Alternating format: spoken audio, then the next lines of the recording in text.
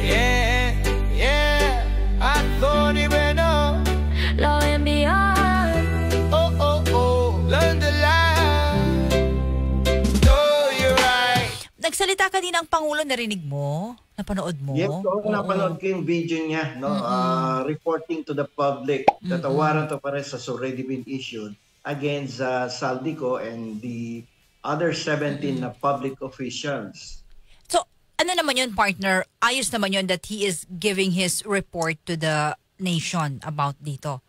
Yeah, kasi malakas ang demand from the public na magkaroon kagad ng resulta to. At ang sabi nga ni Ombudsman Remulla ay before December 15. But we were surprised later this afternoon na ang presidente ay directly nag-report using his social media account telling us na lumabas ang isang warrant of arrest released by Sandigan Bayan against Saldico. So, what will happen now, partner? Nandyan na at sigurado ay mapapabalik na umakabalik na ng bansa si Zaldi mo. Yan ang big question ngayon. Okay. Bakit, partner? Ipaliwanag mo nga. Eto na, di ba? May warrant na. So, ayan, dadaan na sa Interpol. So, ano, partner, ang ano dyan? Susunod. Hindi ko lang alam kung nakapag-request na sila ng blue notice. Kasi itong blue notice, pala.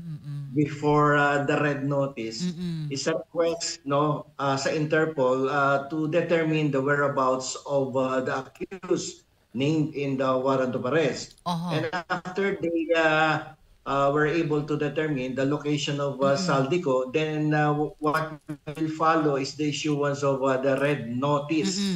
Okay?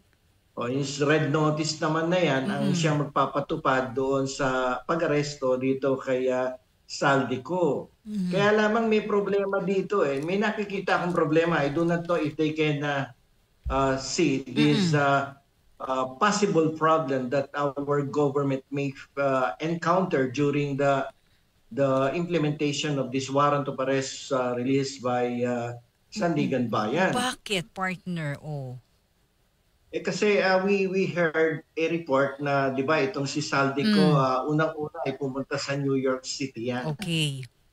And then there was a report na umalis siya doon sa New York. And then pumunta daw sa isang European country and may nag-report na nakita to sa Spain.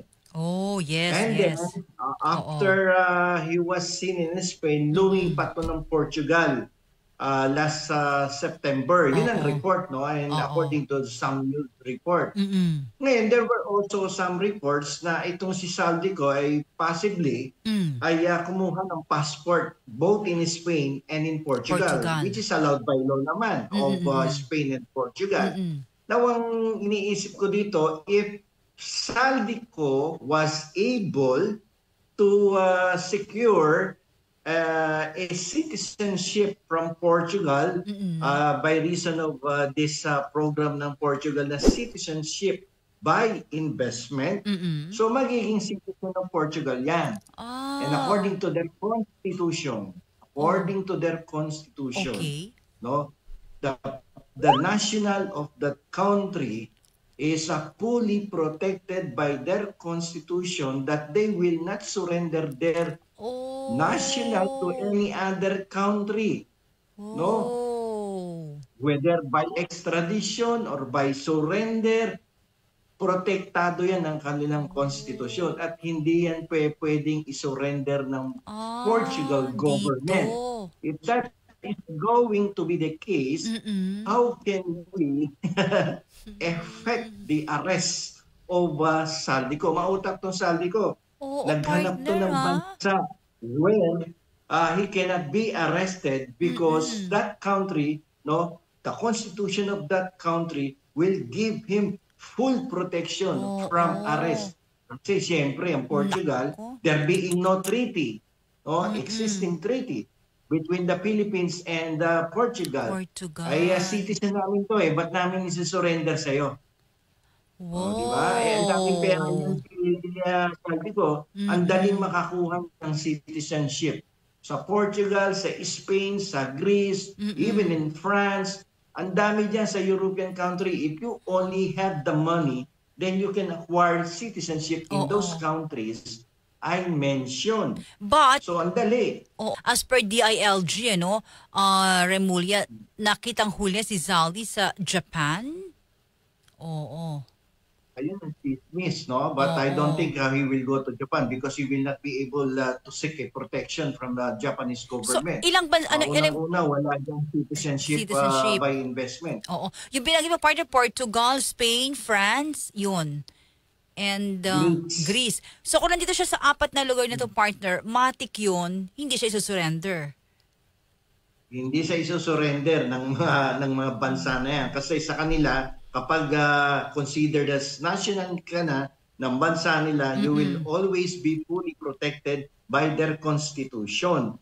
At yan ay hindi maaaring ipasurrender sa Philippine authorities. So, paano mangyayari yan? Matalino, siya partner. Ay nakakuha ng passport yan. Kasi ganito, no? Sige. Yan kasi before pa lang umalis ng bansa, sinampahan mo na ng kaso. At and then, i-cancel mo yung passport. Tapos, hindi na makakaalis yan, di ba? Walang passport eh. Nangyari dito, ito analysis ko lang to. Sige, partner. Ang nangyari dito, lumabas ng bansa, nakabili ng passport sa another country like Portugal or even Spain or Greece, France or Saint Kitts or Dominica Republic, yan yung mga nagbebenta ng citizenship eh. Nakakuha ng citizenship. Now, you will work now for the cancellation of the Philippine passport of Saldico, which will become useless now. Why?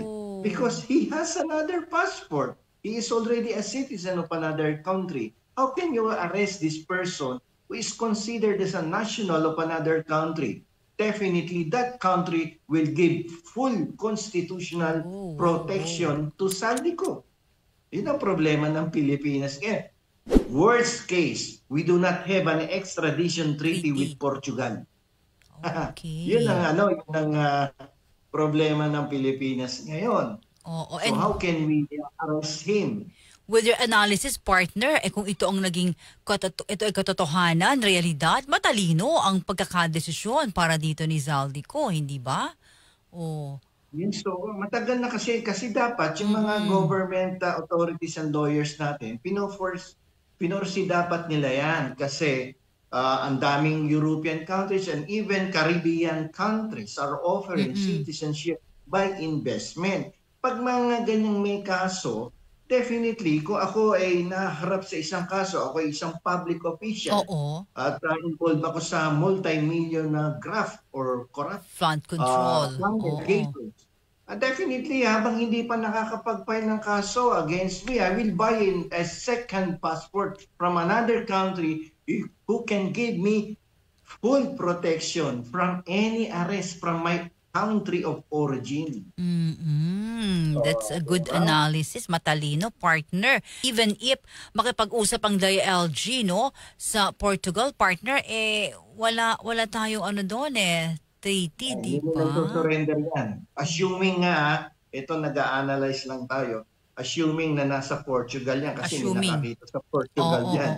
So, pag yan, may passport na, talagang kinonsider niya yung citizen, you cannot arrest Saldico, and the Portugal government will not surrender their national to another country. Even if Interpol, according to Clause 45, they will not cooperate with the Interpol because unang-una, wala din naman tayong treaty dyan sa Portugal. Yan ang dyan, protection ng Portugal government sa mga nagiging citizen nila. Kasi laki ng investment yan dyan. Definitely, kumuha ng malaking investment yan sa Portugal or sa Spain. So, investment. Okay. So, bakit hindi ginawa ni Roque, attorney? Walang perang siguro wala siyang enough funds, no, to buy the citizenship in Portugal. Kasi it would involve millions of euros simple man. For him to be able to secure a second passport. Si Saldico, super yaman to He's a billionaire and he can afford even 3 passports from three European countries or even sa Caribbean. Yung sa Caribbean, ang dami nagbebenta ng citizenship dyan. Oh, sa Caribbean. Basta may pera ka, partner, no? Sapat yung pondo mo. Oo. Dominican Republic, St. Kitts, and other countries dyan. Nagbibigay yan ng ano. So provided you have the money. Given that, sabi nga part yung analysis mo, so wala pala tayong ibig sabihin kung totoo man yan at yan ang realidad, ay wala tayong inaasahan na lilitaw na saldiko sa bansa.